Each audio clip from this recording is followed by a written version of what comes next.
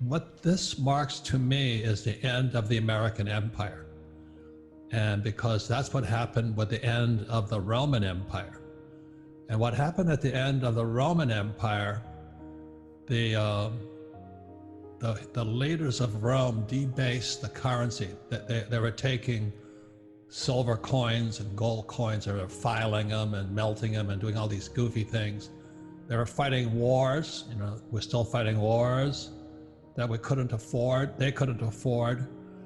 And they started taxing the worker. And back in Roman times, the worker was the farmer or the yeoman. And so the government, those fat asses up there, were just taxing the crap out of the worker. And pretty soon the worker says, why should I work? Because, I've got to just keep giving my money to the government. And pretty soon they call them Roman circuses, so they're the big coliseums, and they were feeding lions, people to lions and all that other stuff. Today we have the Super Bowl and the March Madness, and everything's the same, it's the same. Our Federal Reserve Bank, our Treasury, and our government has messed up the US dollar so much that they have to find a way to keep people happy.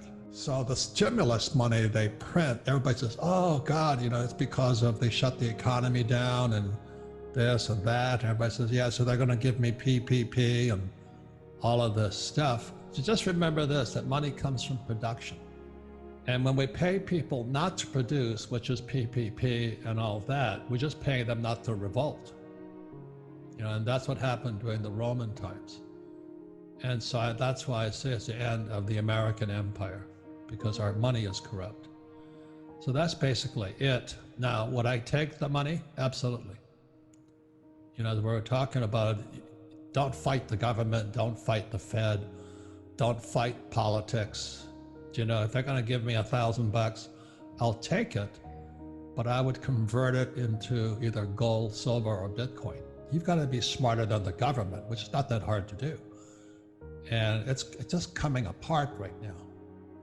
And like when the Fed talks about stimulus checks, well, the only people that get rich, they get all that money for free. It goes into them via BlackRock, a hedge fund, and it goes straight into Wall Street. And then the guys who own Facebook and Amazon get richer. UBI is a small part of it. What they're doing is they're propping up zombies. And zombies are companies that are mismanaged, like Hertz right now is completely bankrupt. Boeing is bankrupt. The cruise ships are bankrupt. Ford's bankrupt. And the Fed, the Treasury, and Wall Street keep propping them up. I've said to your generation, you have more power today with that iPhone than any other generation in history. That iPhone, is that 2007 or 2009 it came out? Man, you guys have so much power to be the best entrepreneurs in the world. So there's a lot of good things happening for you guys, except if you went to school and you're taught by those incompetent school teachers, like my poor dad. Now, they're good people, but they haven't got any, as they say in Spanish, no cojones, no cojones.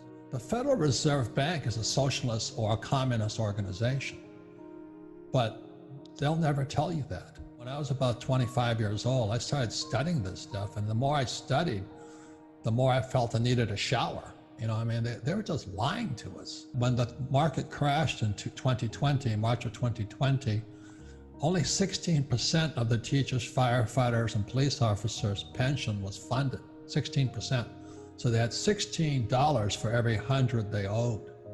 Now it's down to 6. They're broke. So they're covering all of this up, so they want to bring UBI in so they can just mass produce money, and then so they're going to pay people not to work so they can escape. Do you know what I mean? So, well, we gave you all this money, and they're going to escape. I say to your generation, with that iPhone, become an entrepreneur. So you don't need the job security. Nothing wrong with it, but you don't want to need it. And you don't need the UBI, you don't need the paycheck. If you can get off of needing that paycheck, you're free. If you can make your own money, that's the difference. This is a little bit more than people need to know, but there's a thing called the debt to GDP ratio. So when the thing crashed in 2020 in March, the debt went up and the GDP, the gross domestic product, went down. So we produced less, but we raised the debt up. So debt went up, GDP went down. And if this coronavirus comes back, which I think it will, we're bankrupt. Once debt to GDP passes 90%, we're bankrupt. Today it's 115% debt to GDP in America. So we're already bankrupt. And so the UBI is no different than the Romans paying the Roman citizens to sit in the Colosseum and watch the Dallas Cowboys play the Green Bay Packers. Nothing really changes. What they're afraid of is deflation, because deflation means depression. So this thing called quantitative easing, which is printing money, that came out in 1930. Bernanke thinks he did it, but he copied it in 1930. And then they have zero interest rates policy. So what that means is they print money and then they pay you nothing, no interest, zero interest rate policy. And people still say to their kids, go to school, work hard, save money, and, save till it hurts. If you think like an entrepreneur, you've really got to think outside the box. And I said again, the iPhone gives you so much power. I talked to that young guy. He's got he's 19 years old. His father wants me to tell him to go back to college. And so I called him up. I think the numbers were he gets $12 a month on a subscription basis. And he's got, I think, 6,000 or 6,000 subscribers. So he's making like $72,000 a month. And he says, my father thinks I should go back to college. I said, well, I hate to tell you, I called his father and said, I think your son's in good shape. I was watching CNBC this morning with that's another communist organization, but they had this guy named Jim Grant get on there, and he was explaining exactly what I'm saying to you guys. You can't just keep printing this money. And so CNBC asked him, so what should you do? He says, buy gold and buy silver. He says, they're going to destroy the dollar. And the guy, Joe Kernan of CNBC, says, that's such an old idea.